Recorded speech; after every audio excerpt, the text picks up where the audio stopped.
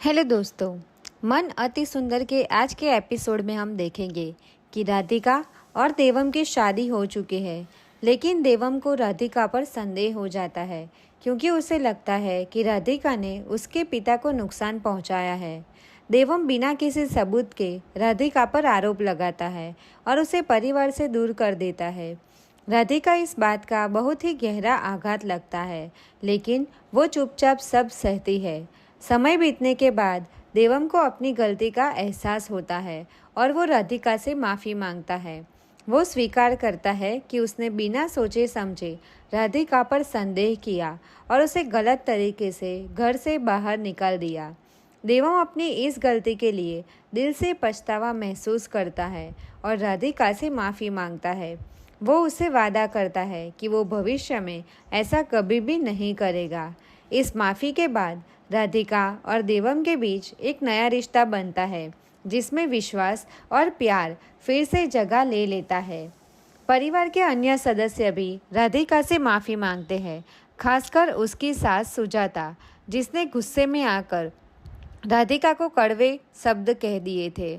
सुजाता को भी अपनी गलती का एहसास होता है और वो राधिका से माफ़ी मांगती है। परिवार के सभी सदस्य अब ये मानते हैं कि राधिका निर्दोष थी और उसे बिना वजह अपमानित किया गया था।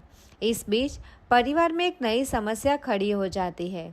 एक बाहरी व्यक्ति ने घर में घुसपैठ कर ली है और वो परिवार के सदस्यों के नाम और उनकी आदतों के बारे में जानकारियों का गलत फ़ायदा उठा रहा है।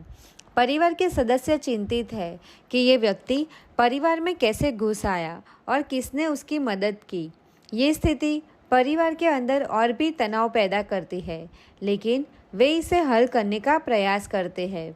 कहानी में एक हल्का मोड़ तब आता है जब देवम और राधिका को एक साथ समय बिताने का मौका मिलता है। परिवार के अन्य सदस्य चाहते हैं कि देवम और राधिका एक साथ समय बिताए ताकि उनके बीच की दूरी मिट सके। इस तरह की घटनाएं उनके रिश्तों को और मजबूत करती है। कहानी के दौरान राधिका की सहनशीलता और उसका सच्चा प्यार देवम और पूरे परिवार को समझ आता है। वो सभी के द्वारा माफ़ी स्वीकार करती है और एक बार फिर से परिवार की बहू के रूप में अपना स्थान प्राप्त करती है। ये कहानी केवल प्यार और माफ़ी पर ही नहीं, बल्कि एक परिवार की एकता और रिश्तों की जटिलताओं को भी दिखाती है। इसमें ये संदेश भी है कि हमें अपने प्रियजनों पर भरोसा करना चाहिए और गलतफहमियों को जल्द से जल्द दूर करना चाहिए ताकि रिश्तों में दरार न आए।